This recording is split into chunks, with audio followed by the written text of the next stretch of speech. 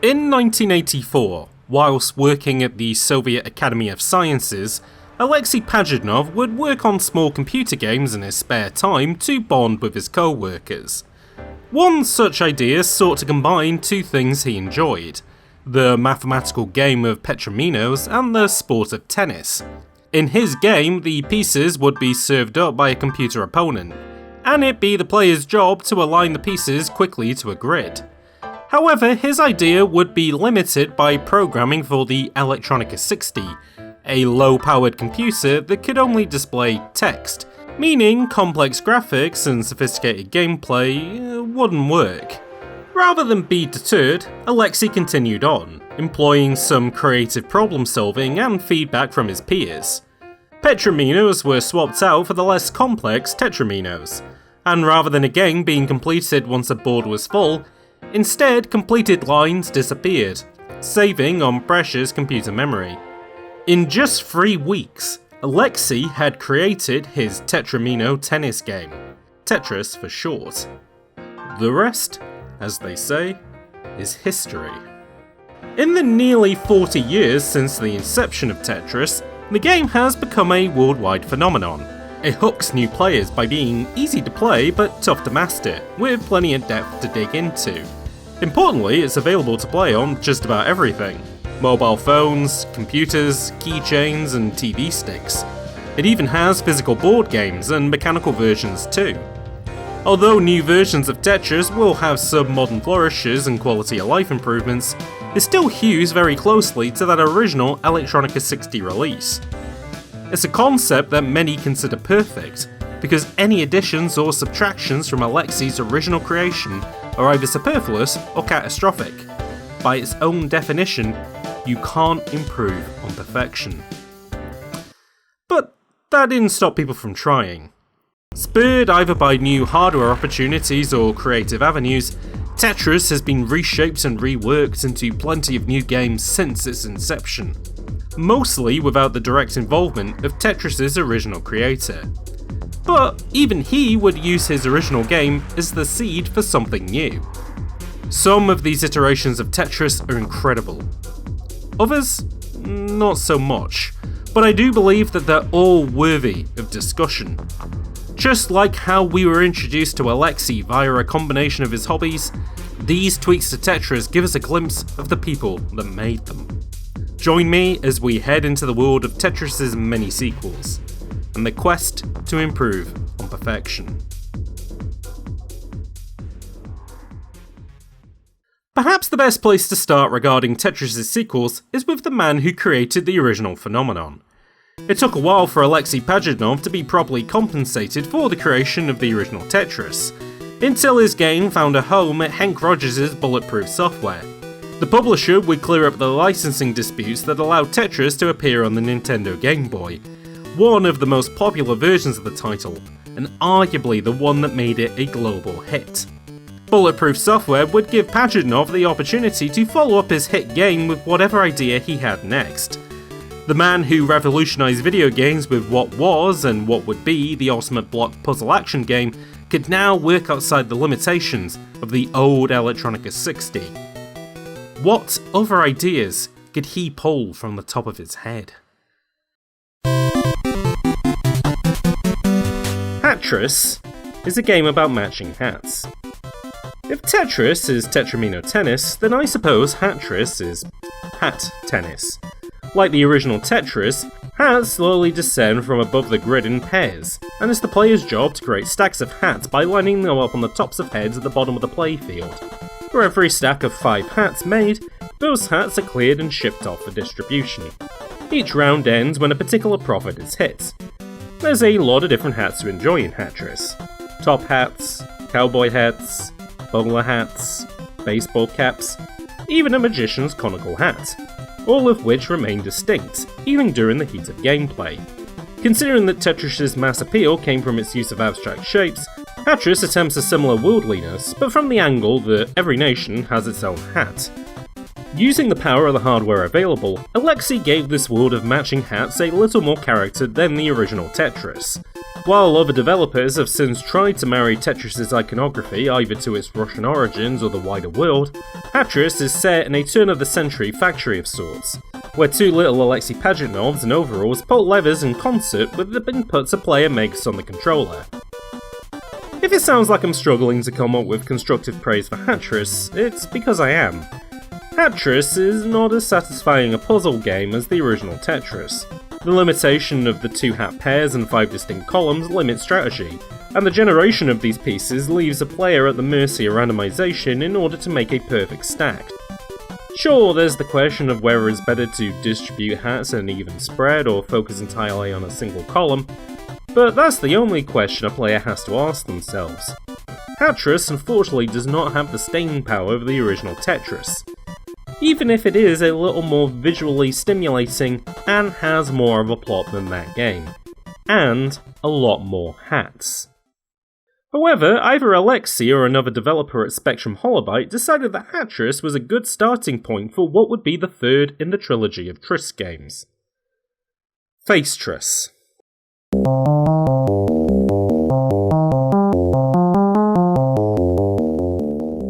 Shifting from hats to the people who wear them, Facetris has a player create the mugs of everyday people. Just like our world, not everyone is made from the same pieces, and in many cases are made from the features of others. It's something of a thesis statement. Tetris is a game that could be enjoyed by anyone, and Facetris almost feels like a celebration of the many different cultures and people brought together by the block action puzzle game. I had very little to say about Hatris, and unfortunately I have even less to say about Facetris. It takes the idea of serving up pairs of pieces and making columns and makes the entire ordeal even more confusing. Instead of making lines or stacks of matching hats, the player must instead make, well, faces. Each is split into 5 distinct pieces: a chin, lips, nose, eyes and top, and a completed face has to be made from those pieces in the correct sequence. If a player should accidentally put a chin on a nose or eyes on lips, those pieces turn to stone, and cannot be eliminated from the board. Fulfilling the task of creating faces doesn't clear these blocks either, meaning that time to failure is dramatically faster than either Hatris or Tetris. This premise, combined with unfair piece generation and a graphic style that hasn't stood the test of time, has let Facetris age into what I can most kindly define as a monster generator. It's about the only bit of levity a player is likely to find with the game. Of the 3 titles in the trilogy, it's the most graphically and technically impressive, but by getting caught up on this rather bizarre premise, aesthetics came before mechanics, creating a game that might look impressive in screenshots, but is miserable to play. As Spectrum Holobyte is a long-defunct developer, we can only speculate what the idea was behind this bizarre take on the block puzzle formula. Right now, we can say that Facetris was a flash-in-the-pan sequel hoping to coax on the brand recognition with a better designed puzzle game. Believe it or not, this is not the most frustrating title that Spectrum Holobyte applied the Tris suffix to. That honour falls to Wordtris. If all the Tris titles are defined by their drop-from-the-ceiling block-action gameplay, what further defines Wordtris is its combination with a classic word game of Scrabble. Where that game, however, lets players create words by placing tiles on a board from their own set of 7 and pre-placed letters, Wordtris instead serves letters one by one, and it's the player's job to get them in a legible sequence. Like Scrabble, words can be created either vertically or horizontally. That's if a player is fortunate enough to get good tile generation. The reason that Scrabble is a popular board game is that it's a perfect fit for the format. Pieces aren't constantly moving, and that extra processing time gives the player the mental capacity to find words in the tiles. Giving the player their own 7 tiles also gives them choice. Either they can try and find a large and valuable word, or make smaller words for quick moves. Wordtris takes any of that mental breathing room out of the equation, because a player is still expected to play it like Tetris. Unlike Scrabble, they're not even allowed to re-roll a bad hand of tiles, and are stuck with whatever letter Wordtris conjures up. It's not an appreciable challenge, and a player can't get better at Wordtris because it's tied to the look of tile generation. Tetris only has 7 tetraminos it can shuffle through. Wordtris uses all 26 letters of the alphabet, including wildcard tiles that a player can't anticipate for. I can't even say if the aesthetics make up for this. It's punctuated by creepy circus music, and a dull mahogany look to everything. Wordtris is emblematic of when something that sounds good on paper makes it all the way to distribution without anyone in the pipeline asking if the end result is fun to play. It doesn't understand what made Tetris popular, because it removes too many of its key elements and replaces it with ill-fitting pieces.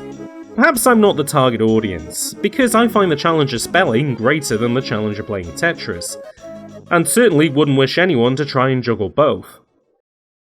Alexey Pajitnov would continue to have some involvement in the future of what Tetris looked like, but nothing he touched would quite spark the imagination like his first game did. If you were to ask me the best game he made after his original hit, it'd be one that most people didn't know he was involved in. Though it's very likely they might have played it, especially during the era of the Xbox 360. During a nearly decade-long stint with Microsoft, Alexey would create a number of small games and polish up others that were included in Windows Games Packs and on the MSN website.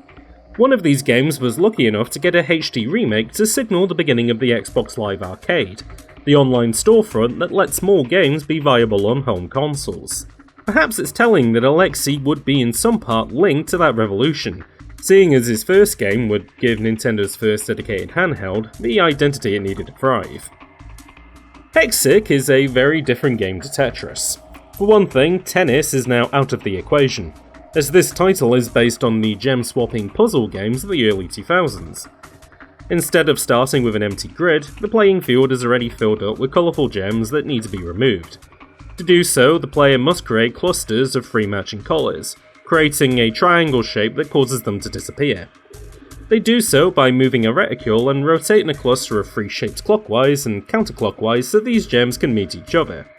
If a player is fortunate enough to create a benzene-like structure of 6 touching hexes, they create a small star which allows them to rotate 6 gems at once, the titular Hexic of the game.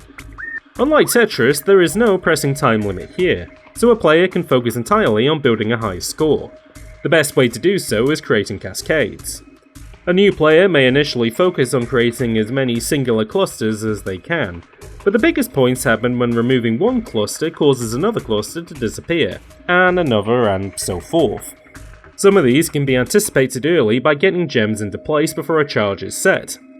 As stated, it's a design that owes much of its cues from titles like Bejeweled, and yet that rotation gimmick gives it a freshness that those titles don't have. Applying lessons learned from the original Tetris and Hatris, Hexic doesn't employ some kind of setting or story to motivate the player either, instead letting abstract shapes speak for themselves. It even has that joyful quality that Tetris did, where very minimal tutorialization is needed to get a player up to speed. All of this is to say then that when Tetris is taken out of the equation, Alexey Pajitnov can still make a great puzzle game. So what happens when the father of Tetris is taken out of the equation? It's time we talk about the official numbered sequel to Tetris. How do you follow up Tetris, one of the most popular video games of all time? Well, perhaps by improving the graphics, giving the player more music options, maybe even shift things into the third dimension. However, Nintendo and Bulletproof Software, hot on the success of the Game Boy and NES versions of Tetris, attempted to succeed that game by adding a new wrinkle to the rules. That wrinkle was turning Tetris into Dr. Mario. This NES game was Nintendo's first foray into the field of block puzzle action. As the name suggests, the player takes on the role of Dr. Super Mario, who is contracted to cure patients overrun by gnarly-looking viruses. The only solution is to eliminate them with colour-coded medicine. Released in 1990, it's likely that the game took a lot of inspiration from Tetris. The playing field is a tall and narrow grid fashioned to look like a pill bottle, populated by these viruses left behind like the garbage blocks of Tetris' puzzle mode. Each capsule is made of 2 blocks, which can be shifted left and right and rotated clockwise and counter, and are made up of 2 of the 3 primary colours, matching the gremlin-like viruses. Dr. Mario is a fine game, but it ranks pretty low on my list of block action puzzle games, far lower than Tetris in fact. The joy of Tetris is making your own lines and the challenge of keeping up with faster dropping blocks. Dr. Mario is a game about cleaning up someone else's mess, with capsules so small that a player doesn't really have many options for what to do with them. But what if one were to combine the strengths of Tetris with those of Dr. Mario? Subjectively, that raises the question of what one would consider those games' strengths. In my opinion, Tetris beats Dr. Mario on simplicity alone, and the infinite nature of its gameplay. Dr. Mario succeeds Tetris by being a game with Mario in it, and having those gnarly viruses. However, Nintendo and Bulletproof Software decided that the rules of Dr. Mario needed to be supplanted onto Tetris. What this means is that instead of the expected game of making and clearing lines, instead we have a board filled with debris in 3 primary colours. To eliminate these blocks, a player must create columns or rows of 3 matching colours. And how are these blocks delivered? Well, via Tetraminos. Tetris 2 maybe would have been better named Dr. Mario 2, because it follows so many rules of that game except for changing the shape of its capsules into Tetraminos. This is not Tetris, and it's kinda ballsy that Nintendo thought it could be sold as Tetris 2. Granted, in Japan, the game is called Tetris Flash. Ironic, considering that the game is a lot more clunky and slow-paced than the original Tetris. For this world of colour-driven Tetris, environments in the SNES version of Tetris 2 have an almost groovy aesthetic, set in lounge areas with appropriately laid-back music. Perhaps not the checkerboards and viruses of Dr. Mario, but it does feel akin to the goofier and inviting graphics of, say, Yoshi's Island. Unfortunately, this pleasant atmosphere doesn't make up for gameplay that needlessly over-eggs the formula. As an aside, this wouldn't even be the first time Nintendo and Bulletproof Software meddled with the Tetris rule set, because around the time of Tetris 2, there was also the release of Bombliss. As its name suggests, the regular rules of Tetris are shaken up by the introduction of bombs hiding in the Tetraminos. No longer are lines cleared when made full, but instead when a line is set, so are any explosive charges. The explosive radius of these bombs can even set off other bombs, and high scores are built around cascading explosions. The game is built foremost around a puzzle mode, where there's already set pieces and bombs on the stage, and it's a player's job to quickly clear them out with whatever pieces they're handed. Again, it's a needless complication to the rules of Tetris. Perhaps the only benefit this game has over contemporary versions of Tetris is its looks. The backgrounds here are digitized photos of cityscapes, building the narrative that the player is a bomb disposal expert in some kind of built-up metropolis. To add to this, rather than traditional Russian folk songs or Nintendo ditties, the music evokes acts like Soul to Soul and Black Box, a very specific era of early 90s R&B and house music that makes Bombliss a contemporary of Streets of Rage. In both cases, and especially Tetris 2's, it felt like Nintendo were more interested in using the Tetris name to build the brand recognition of their own puzzle games, rather than meaningfully evolve on the formula that Alexey Pajitnov had set half a decade prior. Something that Spectrum Holobyte had done whilst they still held the PC rights for Tetris. The most blatant example of Nintendo stretching their licensing agreement would have to be the international release of the 1995 puzzle game Panel de Pon, or, as it's known in the West, Tetris Attack.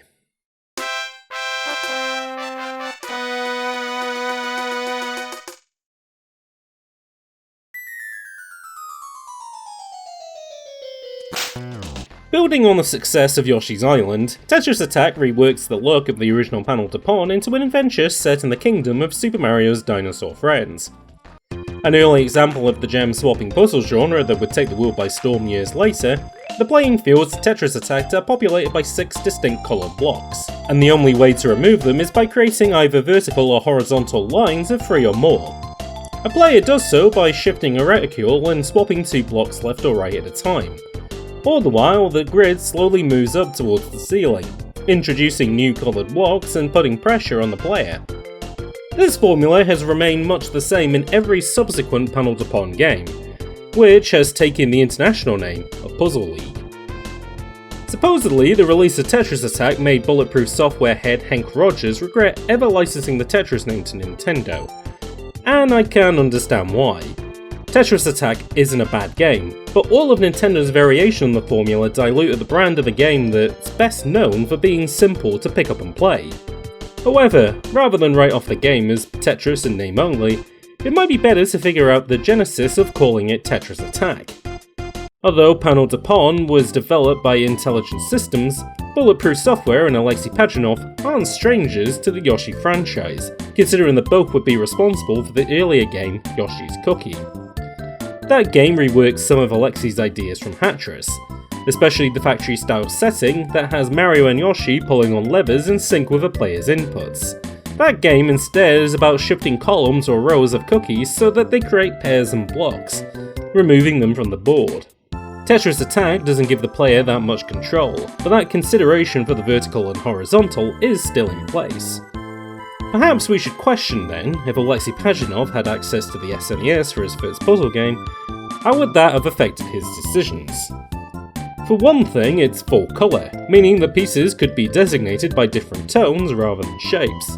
The SNES controller was built initially for action games like Contra and Mario World, so a faster paced and less convoluted game would also be appreciated. In Tetris, players could only control one Tetramino at a time as it fell from the ceiling, due to the hardware limitations of the Electronica. Here, however, any block can be shifted around by a reticule. Perhaps it might not look like Tetris on the surface, but Panel de Pon follows the same kind of thought process as Tetris, and hits many of the same hallmarks. The game could use all the colours the SNES could generate for pieces, but by keeping it to just 6 it means the players aren't overwhelmed, and having more than 5 keeps them from being bored. Having the grid constantly march up and feed in new blocks is possible thanks to an increase in RAM, and means the players can't run out of potential moves while still being challenged to play fast. Pairing it with the Yoshi franchise doesn't really make a ton of sense, especially when the original concept of Panel de Pon revolved around fairies and magic. But Yoshi was a known seller, especially after the release of Yoshi's Island. Plus, I guess the gems look a bit like sweets, and Yoshi is a known glutton. In short, Tetris Attack arguably is a sequel to Tetris on the hypothesis that Tetris was being made for the first time in 1995 for the Super Nintendo, and without the direct involvement of Alexey Pajitnov, carrying the spirit of his want to create a new, block-driven tennis game, but from a new perspective made possible by modern hardware. Following these years of Nintendo experimentation, Bulletproof Software would end up taking a more hands-on approach with their renowned franchise. This time would also coincide with a seismic shift happening within the games industry, as the SNES and Sega Mega Drive were about to be outclassed by a whole suite of consoles that introduced a new dimension to video games. Like all great franchises, Tetris would have to adapt. Perhaps though, this would be where that fabled sequel to Tetris would finally manifest.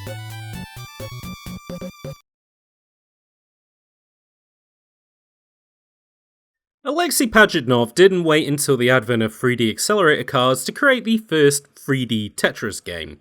In 1989, he'd take a stab at creating a Tempest-inspired version with Wordtris. As the name suggests, it's Tetris, but as if the action presented from the top of the grid looking down. The 3D element comes from the fact that there are 4 grids a player can shift a piece around, and the aim of the game is to create either vertical or horizontal solid lines in the centre well. The physics of Wordtris are a little wonky, but it's an idea that could be improved with another take. However, it wouldn't be Alexey who'd refine that idea. Published by an early Electronic Arts for the Mega Drive in 1991, Blockout is a more 3D take on that original Wordtris idea. Each of those classic Tetraminos is rendered in wireframe 3D, instead of a flat 2D. Using the 3 buttons of a Mega Drive controller, each 3D object can be rotated clockwise, either around its yaw, pitch or roll axis, while the D-pad moves it around an X and Y grid. Pushing start causes the objects to hard drop to the grid below, where it finally shades in. One would think, especially on early Sega hardware, that this game would be quite confusing to manage, especially as unlike Wordtris, these objects move freely on a 5x5 grid as they slowly descend.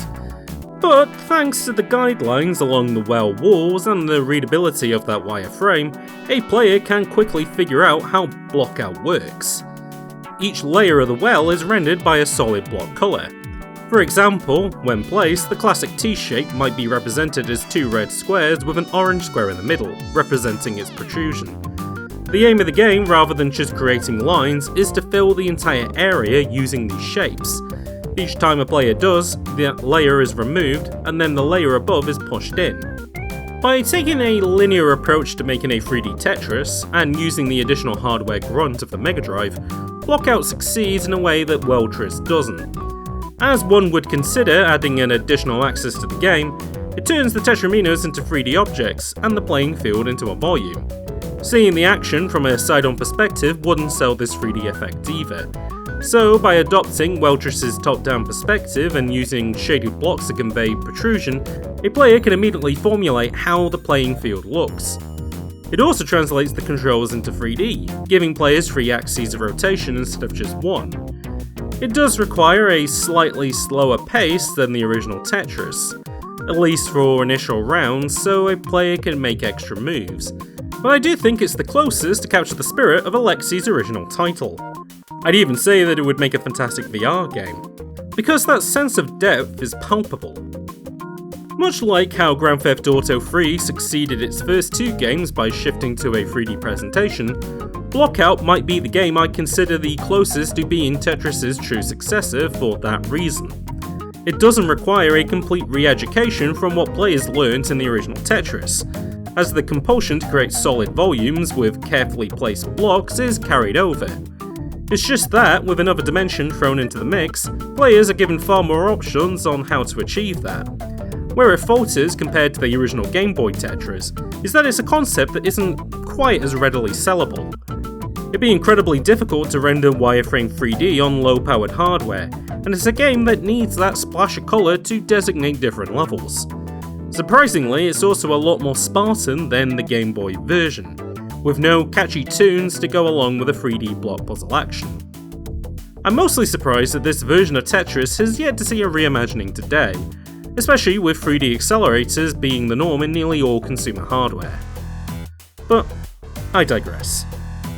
The next 3D version of Tetris surprisingly doesn't do a lot to change what Blockout did, though it does change the shape of the playing field. Although I could talk about the Virtual Boy versions of Tetris, I'd rather hop straight ahead to the good stuff. And that's 1997's Tetrisphere.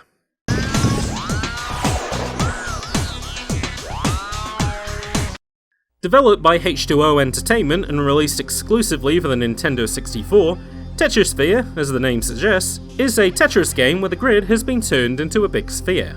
The aim of the game is to remove layers of the sphere to release a robot friend trapped in the core. To do so, players rotate around the Tetrisphere, shift 3D shapes along its surface, and then remove them by shooting them with matching bricks. It's the cascade of Bombliss, but instead of permeating along lines, it's across all matching shapes. It's an explosive version of Tetris the previous game didn't quite manage. Sure, the rules of the game don't quite match Alexey's original title, but like Blockout, Tetrisphere manages to reinterpret them for the third dimension. It's more akin to the puzzle mode of the Game Boy Tetris, where pieces are already on the board, and it's the player's job to shift them around to make them whole. As a player can't end the game by filling up the grid with Tetris pieces, instead free hearts track how many mistakes a player can make, giving them the chance to learn from their mistakes without having to reset the puzzle entirely. Another addition to keep things fresh are power-ups, something usually reserved for Tetris' more out there modes, but are parts of the main game here. For example, fireworks let a player skip right past the whole puzzle-solving aspects, and just blow a hole straight through to the core. Unlike Blockout, Tetrisphere is hampered somewhat by its limited puzzle solving. The fact that it starts with a full grid that needs to be solved rather than a Tetrisphere you build yourself misunderstands why Tetris is as addictive as it is. Once again, it may be an example of Nintendo reappropriating the popular IP to sell a puzzle game it's only tangentially related to.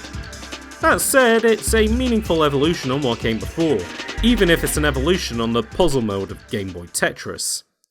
While this section could have included me talking about Tetris games that are rendered in polygons, Blockout and Tetrisphere are to me what sum up the idea of a 3D Tetris. Like how Super Mario 64 didn't just recreate the 2D levels of his previous games and instead reimagined how he would adventure through a large volume, these two games do likewise for the classic block action puzzle title. They take the opportunities of these new fields, and even the limitations of their early implementations, and let the ideas grow into new directions, both with very little input from the original creator. Of course, striving for 3D doesn't make an idea inherently better, as many genres have attested to. Players, of course, get more choices to make, but that doesn't inherently improve challenge. Sometimes our best puzzles are ones that are incredibly good at doing one simple thing. But a third dimension doesn't just have to rework the rules of a 2D game. Sometimes it can add a sense of theatre to it, increasing immersion for the intended player. So, if you would allow me to completely contradict what I said a minute ago, there is one version of Tetris I'd like to talk about that is ostensibly 2D, but one that is turned into an experience through the power of virtual reality. While Tetris is as popular as it is because of its availability, having a version of a beloved game that has been given the care and attention to look its absolute best is always appreciated. For the most part, Tetris Effect does this in an expected way. Because Tetris has always been ostensibly a simple block puzzle game with a static grid, it has allowed developers to use the screen's free real estate to show off some lovely graphics.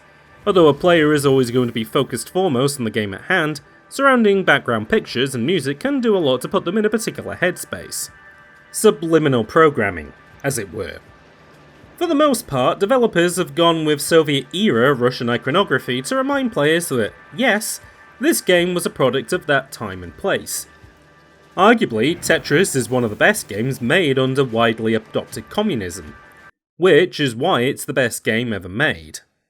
Almost in response to that, a lot of Bulletproof Software's future Tetris titles go in the opposite direction.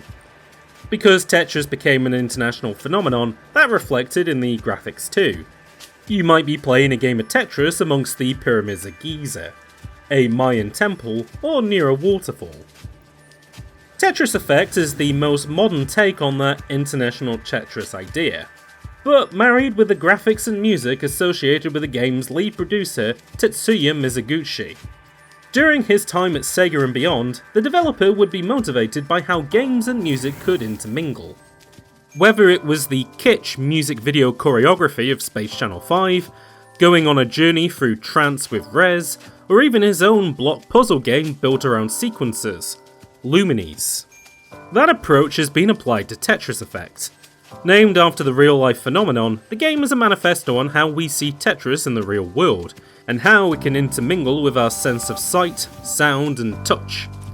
The most musical of the Tetris games, the soundtrack shifts and develops to player inputs, just like the little Alexey Pajitnovs of Hatris. Like them too, background graphics evolve and morph not just with the soundtrack but with how well a player can Tetris. All of this iconography has been borrowed from real-world locations and spiritual concepts, making Tetris Effect the most popular title amongst crystal mummies and people on Witch Talk. When this all becomes quite overwhelming, and a player has built enough meter via eliminated lines, they can enter the zone. In this all-white space, time and music fades out, and the rules of Tetris have been tweaked to let players relax and focus entirely on creating lines. It's an allowance for the player to create their own sustain and release over choreographed music tracks, and it's pulled off incredibly well. But there's one element to the game that reinforces that sense of being lost in the Tetris Effect.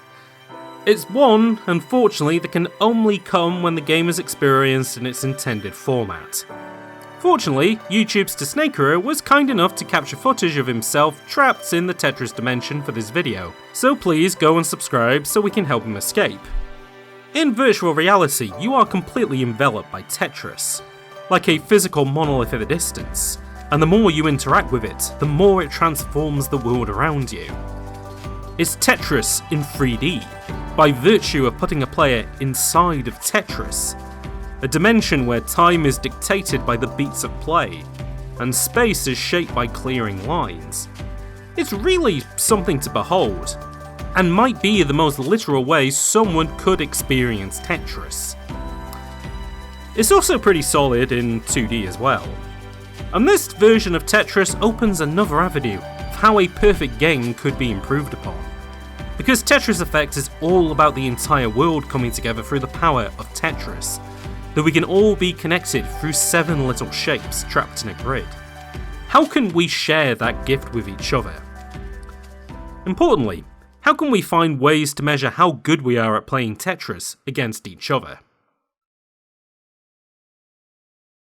Perhaps it's no surprise that some of the most popular sequels to Tetris don't change anything about how the game is played, but rather where and why the game is played. Some titles use that additional screen real estate to isolate you from the outside world so you can be soaked in the Tetris effect, but others instead put another game of Tetris alongside, controlled either by the computer or another player. Turning a sequel into a multiplayer game isn't a new phenomenon. Donkey Kong led to the original Mario Bros, which sought to turn that control scheme and platform design into head-to-head competition. More recently, BioShock, Dead Space, Mass Effect and Grand Theft Auto looked to develop on those games' robust shooting in multiplayer-focused sequels. Not only is a shift to a shared experience a creative opportunity, it's usually a more lucrative one. After all, you have to sell twice the number of copies to get the intended experience. Compared to other multiplayer titles, Tetris is an interesting take on competition. Technically, you and another player aren't sharing the same space, nor the same pieces. In most cases, multiplayer Tetris could be replicated by having 2 independent copies of Tetris side by side, with the winner decided by whoever has the highest score at the end of their respective games. Of course, that doesn't take into consideration computer opponents, which require increased processing power to be fair foes. As expected, the more interesting versions of multiplayer Tetris are the ones where those rules have been tweaked, usually by allowing a player to affect their opponent's board. Unfortunately for me, there's so many versions of competitive Tetris that all vary how much you can do to a rival player, and only so many people I know that I can force to play Tetris with me until they think I've gone Tetris mad. So instead, I'm going to focus on the few that I enjoyed the most because they do something really interesting with the format. Arguably, they're sequels to multiplayer Tetris, but I digress. The first I'd like to focus on is another bulletproof software SNES game, Tetris Battle Gaiden. Translated here as the less exciting Tetris Battle Side Story. This entire game is built around head-to-head Tetris, either between the computer or another player. Combat is exemplified by the fact that each player shares the same upcoming pieces. Aggressive Tetris moves allows a player to steal an upcoming piece from the opponent, and vice versa. And this alone would give Tetris Battle Gaiden a great edge over its contemporaries. But there's more. The entire game is framed around a fantasy adventure starring 8 characters, each with their own unique magic. These magics are fueled by clearing lines in Tetris, and activating these magics can either have a beneficial effect for the caster or a detrimental one for the opponent. For example, a move called Moses parts the tower of Tetris pieces and creates an empty well at the centre. Another called Dizzy messes with a player's controls. Using these magics isn't just easy to pull off, but it's also a lot of fun, especially when an opponent isn't expecting it. Of the BPS games I've covered for the SNES, this is absolutely the best version of Tetris they made, all because of this extra layer of chaos applied to it. It's a layer because fundamentally it doesn't change anything about the rules of normal Tetris, meaning that being able to play well is still a transferable skill here. It doesn't require relearning Tetris, and instead asks a player to consider when to play mind games with their opponent, just like the best fighting games do. A player may act crazy knowing that one of their magics will fix their mess right up, and catch the opponent off guard, or go slow and steady building up meter to anticipate one of their moves. Being based around 8 fantasy characters, the game also looks pretty great and sounds lovely to boot too. Making this a version of multiplayer Tetris I'd implore others to try out. If they can find a copy, obviously. A game that's easier to get a hold of but doesn't have much in the way to do with Tetris' original creators is Tricky Towers. By the developer's own admission, this is not a Tetris game, despite revolving around those familiar Tetraminos. Tetris might be about clearing lines, but Tricky Towers is the complete opposite. A player uses those same pieces to create sustainable structures, either as quickly as they can, or as tall as they can, or as safely as they can. Adding an element of unpredictability is that these 2D pieces are affected by rigid body physics. This isn't the first game to play with the joke of Tetris with realistic collision, but it's the first that pulls it out of being just a joke. Filling a well is easy, but building a structure that can be affected not just by what's underneath, but also the magic of opponents and even environmental effects isn't, and that's the fun of Tricky Towers. Seeing as rigid body physics requires a modern setup, Tricky Towers 2 cleverly builds its game around 4-player competition, extending across the entire length of a widescreen display. It's an excellent party game because it relies on the fact that most people have played Tetris at least once, and the art of making lines quickly transfers into a player realising that these structures need to be solid and sustainable. All the while, a player will have up to 3 other terrors to consider outside of view, with their towers always on show. Whenever a player builds enough meter, the game cleverly gives them the option whether to spend it on something to benefit their own tower or something to ruin the others, adding a nice layer of thinking and mind games against competitors. Even if Alexey Pajitnov had no involvement in its development, I'd like to think he'd be impressed with what Weirdbeard did with his original idea, flipping it quite literally upside down and adding the unpredictable element of physics and 3 others that could only be possible with today's computing power. An untraditional sequel to Tetris perhaps, though like some of our best sequels it retains the spirit of the original despite a shift to new stakes. But there's more to multiplayer Tetris than just competition. In Tetris Effect Connected, an enhanced re-release of the previous game, the titular Connected mode has up to 3 players join forces to defeat AI-controlled bosses through the power of Tetris. For the most part, a player only has to focus on their own grid and eliminating lines. All the while, bosses can cast magic that can do anything from making a player's pieces larger to disabling their ability to hard drop. Eliminating lines wouldn't have an effect on bosses, but instead builds a shared meter between the 3 players. When that meter is full, the beat drops, and the 3 boards merge together. In turns, all 3 players drop pieces across the entire length of the board. Unlike the zone mode of the single-player game, the intent is entirely on building combos. The music doesn't dip out, however, and instead becomes more intense to get every player to focus on the job at hand, as these eliminated lines are the only way to fight a boss, sending garbage blocks to their grid to push them off the board.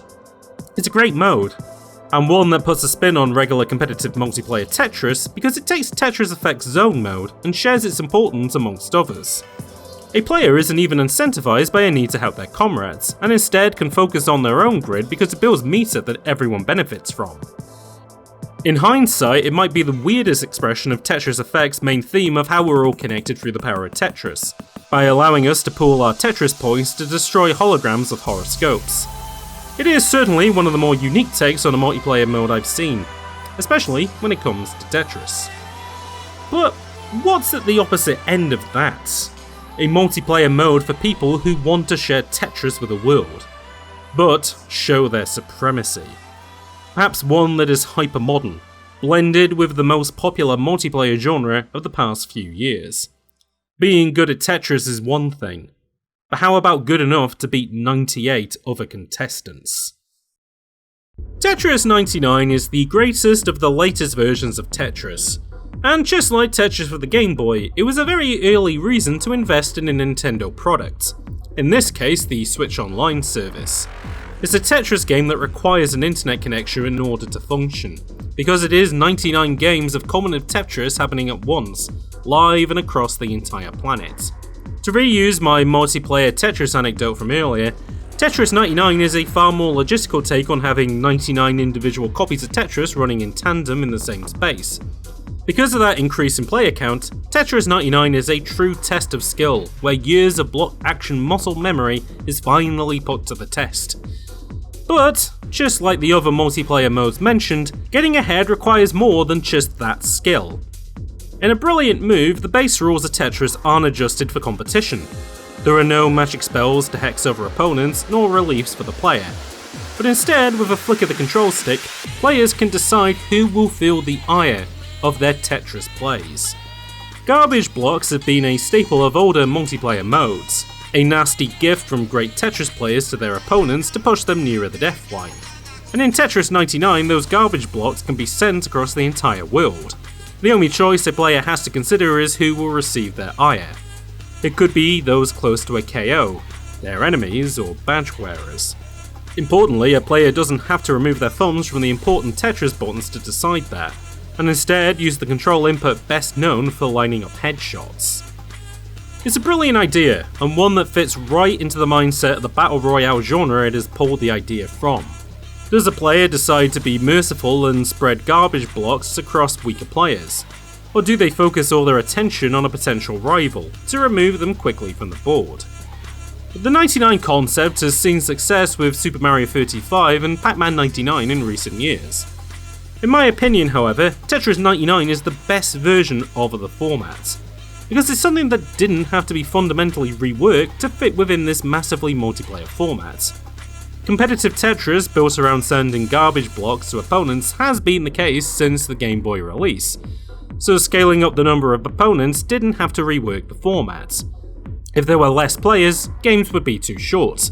Too many and they'd be too slow.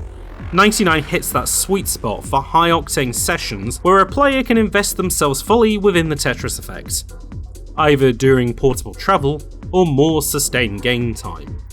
It certainly feels more natural than solving an entire maze of Pac-Man or completing a level of Super Mario Bros. Tetris 99 wouldn't have been possible when Alexey Pajitnov originally conceived Tetris in 1984. Not only was the internet as we know it non-existent, but the world as we know it was far more fractured. After all, Tetris had to be distributed and managed by those in the Russian government, who were blocked from the world market thanks to the Cold War. Just like Tetris Effect, 99 shows how far we've come in the years since. Not only is high-speed internet becoming more readily available across the world, but any culture with electronic hardware has likely touched upon the universal sensation of Tetris. It may not have brought down the Berlin Wall or created the World Wide Web, but it's difficult to remove its iconography from that cultural moment. Tetris 99 then, as a sequel to the original Tetris, reframes it for the moment. In 1984, it was a game that Alexey created to show off his hobbies. In 2021, it's a game that anyone with a Nintendo Switch can bond over. Tetris is considered a perfect game, and I believe that in the decades after this video's release, that statement won't change. In 1984, Alexey Pajitnov sought to create Tetramino Tennis to bond with his co-workers, and by the limitations and opportunities of the Electronica 60, he created the block action puzzle game we're still playing today. Over the course of this video, I've touched on 16 unique versions of Tetris that have looked to shift expectations, and make an attempt to improve on perfection. Some of these titles have revolutionized Alexey's humble game by adding new dimensions, or increasing the potential player count. On the flip side, developers like Spectrum Holobyte and Nintendo sought to use the Tetris name to figure out their own puzzles, either attaching that trick suffix to indicate that it'll have similar gameplay, or using those base aesthetics to explore new avenues. It's telling, however, that some of my favourite takes have been the ones that didn't reimagine Tetris too drastically. Sometimes people just want a version that makes the most of whatever new platform they have. The Super Nintendo, for example, had a richer colour palette and the allowance for a second player that the Electronica 60 didn't. So Bulletproof Software reworked it into an action game that added magic and mischief to the mix. Tetris 99 runs on hardware built for online connectivity and high-definition displays, and so inspiration was taken from the Battle Royale craze to create a live version of Tetris that can be played with the world. And although VR versions have existed previously, it took creative vision to realise that in order to maximise the experience, sound, vision and touch needed to be laminated throughout Tetris. As new hardware comes out, it's very likely that new iterations on the game will come out with it, making the most of their opportunities and limitations. On the flip side, we're also going to be fortunate enough to have versions of Tetris that almost everyone can play.